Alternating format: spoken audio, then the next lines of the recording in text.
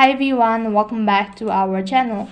In this episode, I'm going to walk you through the steps on how you can ship Vinted Parcel. Now, in order to ship Vinted Parcel, there are different methods of shipping. So there are basically four main shipping methods. The first one is prepaid Vinted generated shipping label, and this is also called as integrated shipping. Now, when a buyer checks out using the buy now button and choose one of the integrated shipping provider available on the Vinted, they'll purchase a shipping label for the seller to send the order.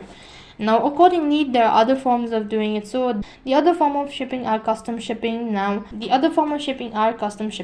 So, basically, what you can do is when you're actually shipping, all you have to do is just provide in information about the product and then the information of the buyer or the billing address and all that. And that's how you can ship Vinted Parcel. So that is all for this video. I hope the video was helpful. Make sure to like, share and subscribe to our channel. Thank you for watching. See you in the next video.